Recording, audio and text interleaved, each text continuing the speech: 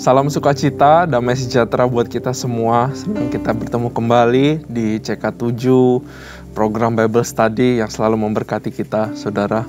Hari ini saya excited untuk baca, hari ini pasal terakhir daripada Samuel. Nah, tapi sebelum itu mari kita puji dan sembah Tuhan dulu, saudara. Mari kita tinggikan namanya.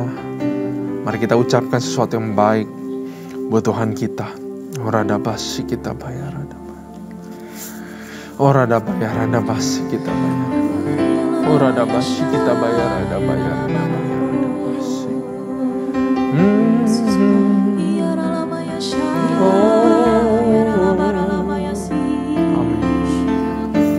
Amin. Makasih Pak. Kau baik, kau ajaib, kau luar biasa.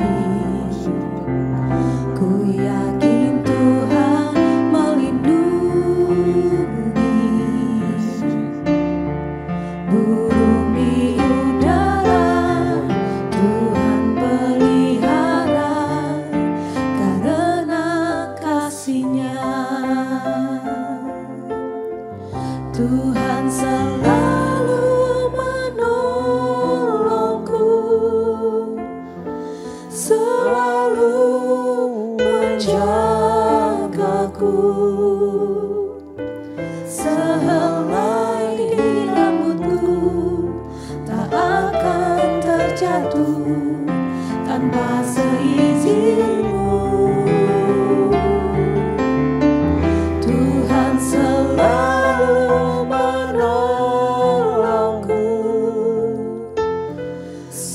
kasih-Nya.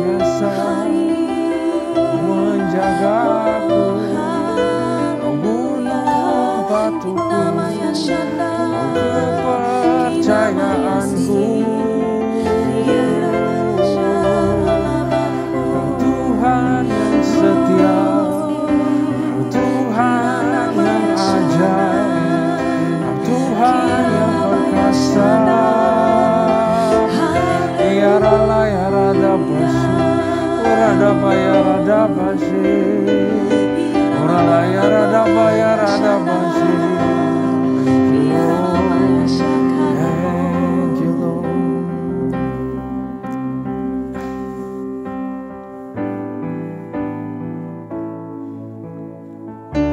Tak selalu Tuhan menjawab doa, namun Dia beri yang terbaik di waktu yang tepat.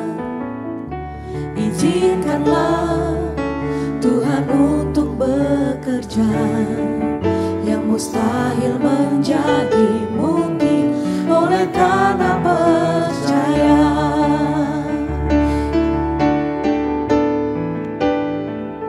Yesus mendengar lebih dari yang kudoakan. Yesus menjawab lebih dari yang kuharapkan. Dengan caranya di waktu yang tepat, ku kan melihat Dia jadikan semua. Yesus mendengar lebih dari yang kudoakan. Yesus menjawab lebih dari yang kuharapkan. Dengan caranya di waktu yang tepat, ku kan melihat Dia jadikan semua.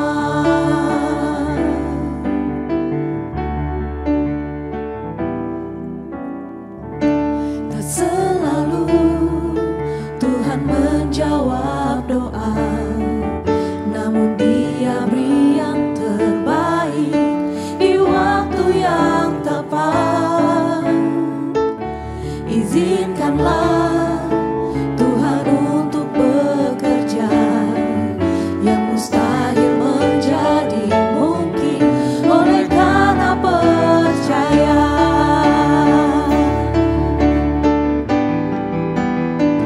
Yesus mendengar lebih dari yang kudoakan.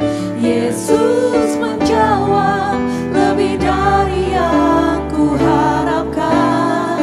Dengan caranya di waktu yang tepat, ku kan melihat Dia jadikan semua.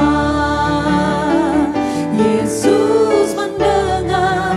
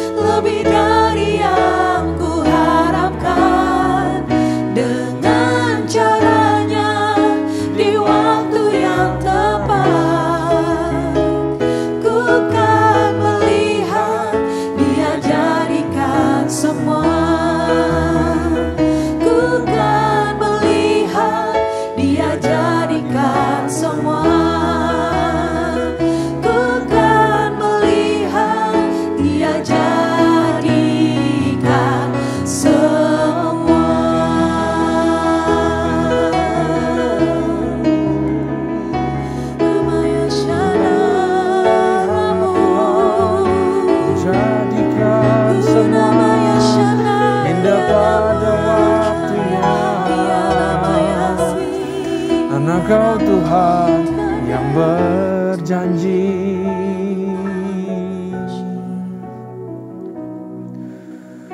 Terima kasih Tuhan, kami percaya bahwa kami akan lihat semuanya indah pada waktunya. Karena itu kami tidak mau berhenti berdoa dan berharap kepadamu ya Tuhan. Berkati jemaat, mendengar yang ada pergumulan Tuhan. Kami dikuatkan oleh lagu ini, bahwa Kau mendengar lebih daripada yang kami doakan Tuhan. Engkau menjawab lebih daripada ekspektasi kami ya Tuhan. Bapa, ajarin kami firman Tuhan. Berikan hamba-Mu kata-kata yang baru, lindungi hamba-Mu di balik salib. Berikan hikmat yang baru daripada Tuhan kepada kami semua, supaya kami bisa mengerti firman-Mu. Hanya di dalam nama Tuhan Yesus, haleluya, amin. Saudara, mari kita siapkan, mari kita bersemangat untuk menghabiskan Samuel, 2 Samuel pasal yang ke-24. Merupakan pasal yang terakhir, saudara. 2 Samuel pasal yang ke-24. Mari kita mulai. Nah, saudara, sebelum kita mulai, saudara, saya mau beritahu bahwa ini adalah berakhirnya kisah daripada Daud. Walaupun nanti ada lagi, saudara, di Tawarik. Nah, kalau kita lihat di pasal 24 ini, kalau kita look back ke belakang, saudara, dan kita lihat secara holistik di dalam Alkitab tentang Daud. Daud itu satu karakter yang sangat luar biasa. Ya, ada 62 pasal menceritakan tentang Daud. Luar biasa orang ini. 1118 kali nama Daud disebut di Alkitab. Sayang kalau kita kelewatan pelajaran tentang Daud. Ya, kalau saudara baru mengikuti Bible Study sekarang, saya encourage untuk look back lagi ke belakang, belajar tentang Daud. Pasti akan memberkati kehidupan saudara. Ya, mari kita mulai ayat 1. Pendaftaran dan hukuman. Ya, ini nanti di 1 Tawarik 21 juga ada, saudara. Bangkitlah pula murka Tuhan terhadap orang Israel. Ia menghasut Daud melawan mereka, firman-Nya, pergilah hitunglah orang Israel dan orang Yehuda. Nah, saudara, bukanlah Tuhan yang menghasut Daud. Lebih jelas kalau bacanya di 1 Tawarik 21, yang menghasut Daud adalah iblis. Tapi ya memang Tuhan mengizinkan. Jadi bisa dibilang, ya dua-duanya Tuhan mengizinkan, iblis yang melakukan. Ya, Tuhan tidak pernah mencobai dengan sengaja, saudara. Lalu mari kita baca ayat kedua, kita lanjut daripada ayat yang kedua.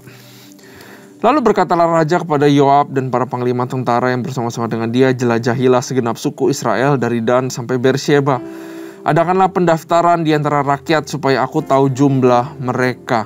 Nah, saudara, jadi ini adalah perintah Daud untuk melakukan sensus. Dia pengen tahu ada berapa rakyat Israel, ada berapa yang bisa perang. Nah, saudara bisa terka sendiri kenapa Daud melakukan ini. Ya, kenapa sih saya pengen tahu rakyatnya ada berapa? Biasa sensus dilakukan karena ada tax atau pajak yang mau dinaikkan.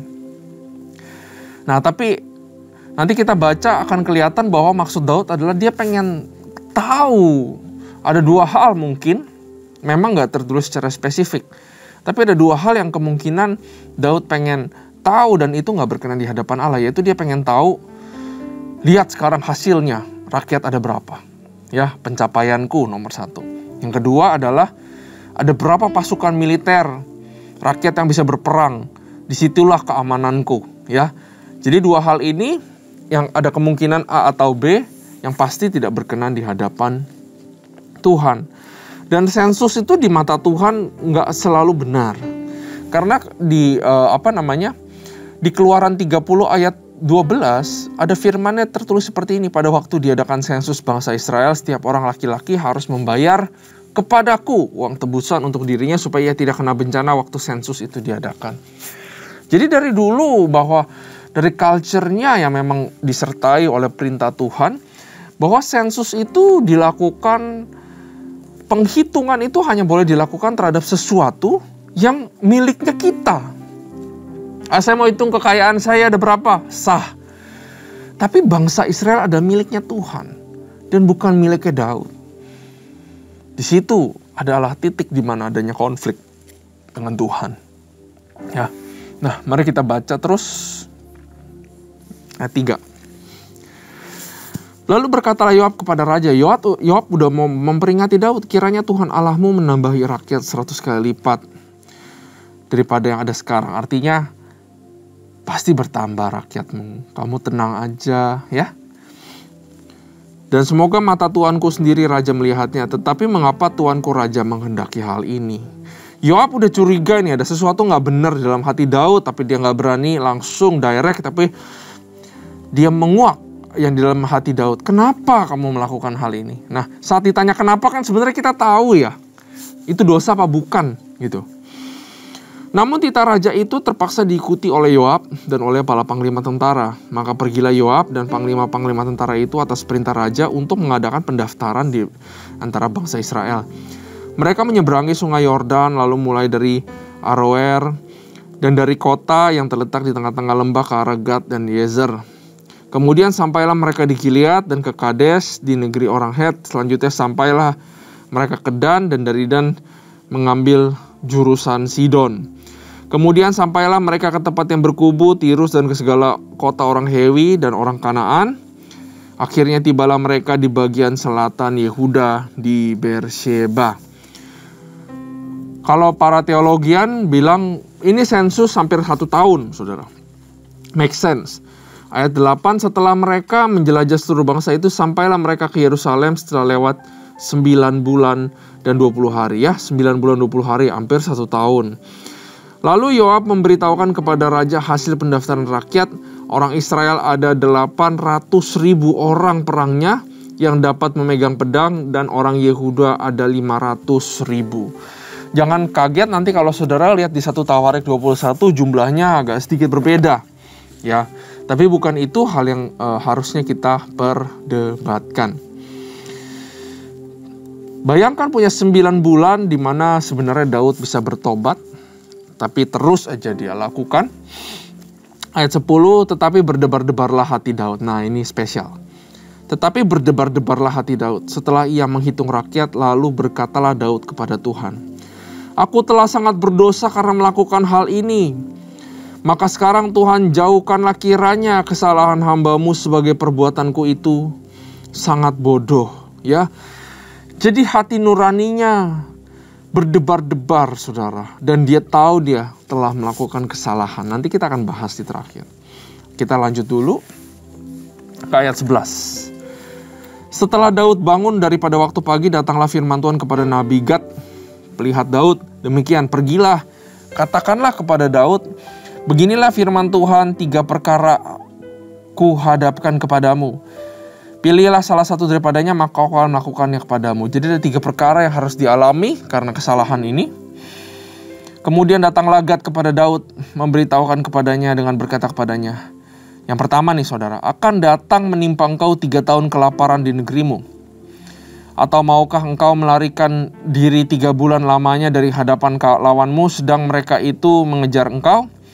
Atau akan adakah 3 hari penyakit sampar di negerimu? Maka pikirkanlah dan timbangkanlah jawaban apa yang harus kusampaikan kepada yang mengutus aku. Lalu berkatalah Daud kepada Gad, sangat susah hatiku. Biarlah kiranya kita jatuh ke dalam tangan Tuhan sebab besar kasih sayangnya. Tetapi janganlah aku jatuh ke dalam tangan manusia. Kelaparan, peperangan, penyakit sampar. Ya, kalau kelaparan karena Daud, raja, mungkin dia bisa terhindar. Peperangan, Daud sudah menurut peraturan sudah memang tidak berperang lagi, bisa terhindar. Satu yang gak bisa terhindar yang bisa menimpa Daud dan keluarganya adalah penyakit sampar. Daud tahu dia bersalah, kesalahan harus ditebus, mata diganti dengan mata, gigi diganti dengan gigi. Daud gak coba lari dari kesalahannya, dia pilih yang ketiga, penyakit sampar. Aku memang berdosa, kalau bisa itu menimpa aku juga, itu udah ada di pikirannya Daud. Bahwa dia harus membayar, dia harus gentleman, dia harus fair, dia nggak bisa melarikan diri. Ya, begitu juga dengan kita, saudara. Dosa ada konsekuensi, harus dibayar, pasti kita mengalami. Ya, dosa ada konsekuensi, tapi kekuatan dosa sudah dihapuskan oleh Yesus. Dosa kadang-kadang konsekuensinya untuk mengajarkan kita. Ya, makanya kita lihat dari belakang-belakang selalu Tuhan mengampuni, tapi konsekuensi tetap dibiarkan sama Tuhan. Ya. Nah, kita baca sampai habis, saudara. Ayat 15. Jadi Tuhan mendatangkan penyakit sampar kepada orang Israel dari pagi hari sampai waktu yang ditetapkan. Maka matilah dari bangsa itu, dari antara bangsa itu, dari Dan sampai ke Beersheba, 70.000 orang mati. Ketika malaikat mengacungkan tangannya ke Yerusalem untuk memusnahkannya, maka menyesallah Tuhan karena malapetaka itu. Lalu ia berfirman kepada malaikat yang mendatangkan kemusnahan kepada bangsa itu, cukup, turunkanlah sekarang tanganmu itu. Pada waktu itu malaikat Tuhan ada dekat tempat pengirikan Araunah. Ya, tempat pengirikan Araunah adalah tempat yang sangat ikonik dan bersejarah, saudara.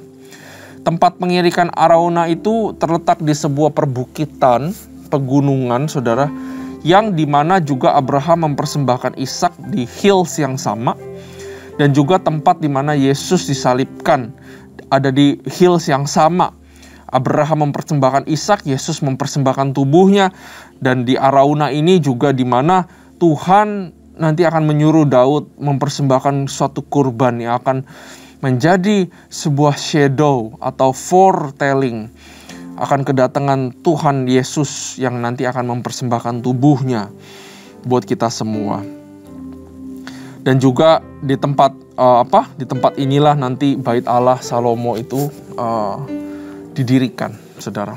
Ya. Lalu berkatalah Daud kepada Tuhan ketika dilihatnya malaikat yang tengah memusnahkan itu, demikian, sesungguhnya aku telah berdosa, kata Daud. Dan aku telah membuat kesalahan, tetapi domba-domba ini apakah yang dilakukan mereka? Biarlah kiranya tanganmu menimpa aku dan kaum keluargaku. Kalau orang bisa sampai ngomong, jangan salahin mereka, salahin aku yang paling bersalah. Itu artinya orangnya itu udah bertobat sebertobat-bertobatnya. Hatinya tuh menyesal bukan main. Gak cari jalan pintas, gak cari pembenaran. Ya, biar aku aja yang kena hukum. Karena ini memang salah aku. Sadarnya tuh sudah benar-benar sadar, saudara. Mezbah didirikan dekat Yerusalem, tulah berhenti. Pada hari itu datanglah Gad kepada Daud dan berkata kepadanya, pergilah, dirikanlah mezbah bagi Tuhan di tempat pengirikan Araunah orang Yebus itu. Lalu pergilah Daud sesuai dengan perkataan Gad seperti yang diperintahkan Tuhan. Ketika Araunah menjenguk dan melihat raja dengan pegawai-pegawainya mendapatkannya, pergilah Araunah keluar lalu sujud kepada raja dengan mukanya ke tanah. Bertanyalah Araunah, mengapa tuanku raja datang kepada hambanya ini? Jawab Daud, untuk membeli tempat pengirikannya daripadamu dengan maksud mendirikan mezbah bagi Tuhan, supaya tulah ini berhenti menimpa rakyat. Lalu berkatalah Araunah kepada Daud, baiklah tuanku raja mengambilnya dan mempersembahkan apa yang dipandangnya baik. Lihatlah, itu ada lembu untuk korban bakaran dan eretan-eretan pengirik dan alat perkakas lembu untuk kayu bakar. Semuanya ini ya raja diberikan Araunah kepadamu. Jadi dia generous, dia mau kasih dengan gratis. Araunah berkata pula kepada raja, kiranya Tuhan Allahmu berkenan kepadamu. Tetapi berkatalah raja atau Daud kepada Araunah, bukan begitu, melainkan aku mau membelinya daripadamu dengan membayar harganya. Sebab aku tidak mau mempersembahkan korban kepada Tuhan Allahku, korban bakaran dengan tidak membayar apa-apa. To worship God, to get good with God, untuk jalin relationship kembali. Ya, pada zaman dulu konsepnya sudah benar, harus ada harga yang dibayar. Makanya Yesus mati, kita pengampunan. Saudara kirain pengampunan gratis. Pengampunan itu nggak gratis. Itu ada harganya, yang bayar itu Tuhan, bukan kita. Ya, pengampunan itu mahal sekali yang kita punya. Dibayar sama orang lain, karena kita nggak bisa bayar. Sesudah itu Daud membeli tempat pengirikan dan lembu-lembu itu dengan harga 50 shikal perak. Lalu Daud mendirikan di sana mezbah bagi Tuhan dan mempersembahkan korban bakaran dan korban keselamatan. Ada 2 korban, saudara perhatikan, korban keselamatan dan korban bakaran dan korban keselamatan. Maka Tuhan mengabulkan doa untuk negeri itu dan tulah itu berhenti menimpa orang Israel. Pasal terakhir sangatlah, kalau saya bilang, terjadinya dosa, penghukuman, pengampunan. Dosa, penghukuman, dan pengampunan. Ini adalah the danger of pride atau merasa self-sufficient. Merasa bahwa keamanan datang bukan dari Tuhan. Ya, merasa bahwa pride mungkin. Dimana ini yang saya mencapai ini karena saya. Makanya Daud lakukan sensus. Ya, itu bahaya saudara. Ya, jangan sampai kita seringkan ya menghitung-hitung harta kita ada berapa. Lalu tergantung banyaknya kita merasa aman atau tidak. Jangan taruh keamanan di dalam harta atau di dalam barang-barang atau di dalam segala sesuatu yang kita miliki. Tapi taruhlah keamanan, security. Taruhlah pengharapan, taruhlah rasa berlindung, rasa aman itu hanya kepada Tuhan, bukan kepada sesuatu yang kita miliki, saudara. Nah, kita lihat bahwa Daud juga cepat sadar. Cepat sadar merupakan satu hal yang menurut saya sangat berharga dalam kehidupan. Karena banyak orang ditegur gak sadar-sadar. Tapi ada orang yang lembut hatinya, itu gampang untuk sadar. Saudara perhatikan tadi ada kata-kata berdebar-debar. Daud cepat sadar. Dia cepat mau berbalik, saudara. Apakah kita juga cepat sadar? Dan lebih daripada cepat sadar, seharusnya saudara, sebelum melakukan dosa, kita udah berdebar-debar dulu. Jangan tunggu melakukan dosa baru berdebar-debar. Sebagai orang Kristen, kita harus step up. Justru sebelum kita kecemplung di dalam sebuah kesalahan.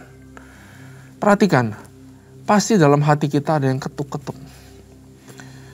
Kamu sudah mau melakukan sesuatu yang salah. Hati-hati jangan lakukan. Tapi lama-lama kalau kita lakukan terus, lama-lama kita nggak bisa berdebar-debar, saudara. Itu yang namanya sudah hilang kepekaan. Jangan sampai ini terjadi di kehidupanmu dan di kehidupan saya pribadi. Bahwa kita terbiasa hidup di dalam dosa. Betul?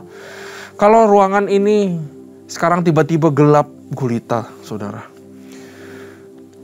5 atau 2 menit pertama, 2-3 menit pertama, saya pasti akan merasa, wah gelap sekali, gak bisa lihat apa-apa, betul? Tapi nanti setelah 3 menit, mata kita akan terbiasa untuk bisa melihat semuanya di dalam kegelapan. Begitu juga dengan jatuh di dalam dosa. Awal-awal jatuh pasti berdebar-debar karena ada roh Tuhan yang mengingatkan kita. Kita harus buru-buru kudu untuk cepat sadar dan bertobat. Karena nanti kalau tunggu kelamaan kita masih mau mengeraskan hati kita, lama-kelamaan kita akan terbiasa tinggal di dalam kegelapan. Dan di keadaan seperti itulah susah kita untuk menjadi peka terhadap teguran Roh Kudus. Bahkan teguran orang pun kita udah gak bisa dengar. Udah cilaka, saudara, namanya. Ya, hati-hati dengan hal itu. Dan yang ketiga, saudara, kita belajar tadi yang pertama, ya. Ada bahaya daripada pride, menaruh security di tempat lain bukan di Tuhan. Ada pelajaran tentang cepat sadar, berdebar-debar, ingat kata ikonik ini. Dan yang ketiga, Tuhan benar-benar melihat hati yang hancur. Ya, Daud tahu. Hatinya hancur melukai perasaan Tuhan. Sampai dia harus berasa, dia harus bayar sesuatu. Sampai dia bilang, sampar kena deh ke aku. Udah mau dikasih tanah, enggak, aku harus bayar sesuatu. Ya, ada satu quote yang saya ketemu di internet luar biasa, saudara. Quote-nya bilang seperti ini dari seseorang filosofer yang cinta Tuhan. Dia yang mencintai agamanya yang tidak ada harga apa-apa yang harus dibayar, maka agamanya tidak berharga sama sekali. Seseorang yang beragama, mengikuti kepercayaannya tapi tidak harus membayar apa-apa, maka agamanya gak berarti apa-apa. Tapi kita tahu bahwa mengikut Tuhan selalu ada yang namanya bayar harga. Karena itu Tuhan kita, agama yang kita ikuti, disitulah bobotnya, saudara. Betul? Karena kita berharga di hadapan Tuhan, maka Dia harus bayar sesuatu buat kita selamat, betul? Karena kita ada harganya di mata Tuhan. Kalau sesuatu nggak ada harganya, nggak usah dibayar, saudara bisa dapatkan. Nah, Tuhan melihat kita begitu berharga, Dia bayar pakai nyawanya buat dapetin kita. Nah, bukan artinya hubungan kita dengan Tuhan, bukan artinya pribadi Tuhan nggak ada harganya, saudara. Karena tanpa kita dibayar, kita nggak bisa menjalin hubungan sama Tuhan. Dan saya mau beritahu bahwa menjalin hubungan sama Tuhan, punya hubungan sama Tuhan, punya kedekatan, punya Tuhan dalam kehidupan kita, itu harganya mahal. Harus bayar harga. Karena yang kita miliki, roh yang tinggal di dalam kita, lebih mahal dari apapun juga, saudara. Ini luar biasa sekali kita belajar dari Daud. Dan pertobatan yang sejati bukan ditandai dengan sacrifice uang atau apa, bukan, saudara. Yang Tuhan mau bukan persembahan uang atau persembahan apa, pelayanan, no. Makanya 70.000 orang mati nggak bisa meredakan Tuhan. Yang meredakan Tuhan itu Daud harus worship.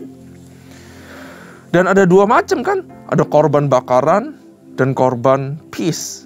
Burnt offering and peace offering kalau di bahasa Inggrisnya. Burnt offering itu adalah untuk membayar dosa kita. Sudah dibayar sama Yesus. Tapi ada satu lagi yang namanya peace offering. Yaitu pertobatan yang diinginkan Tuhan adalah bukan cuma Tuhan saya bertobat, saya percaya, amin, thank you. Tapi ada kelanjutannya, yaitu mau menjalin hubungan sama Tuhan. Peace offering adalah to enjoy fellowship sama Tuhan kembali. With God. Artinya pertobatan yang sejati yang diinginkan Tuhan bukan cuma Yesus yang menyelamatkan kita, abis itu yes, amin, saya dapat berkat. No, tapi adalah kemauan kita untuk bayar harga, mengorbankan banyak hal untuk demi punya relationship, fellowship yang sejati sama Tuhan. Itulah yang Tuhan inginkan dalam sebuah pertobatan. Amin. Terima kasih Tuhan buat firman ini. Kami sudah menyelesaikan 2 Samuel kitab semua kami sudah selesaikan. Kami bersyukur pada akhirnya ditutup oleh sebuah picture lagi di mana kami harus cepat sadar dan ada pertobatan dan ada satu hal yang Tuhan mau kami lakukan, yaitu mengejar fellowship dengan Engkau ya Tuhan. Terima kasih Bapa. Kami excited untuk mengikuti pelajaran-pelajaran selanjutnya. Karena itu berkati kami senantiasa. Hanya di dalam nama Tuhan Yesus kami berdoa. Haleluya. Amin. Tuhan Yesus memberkati.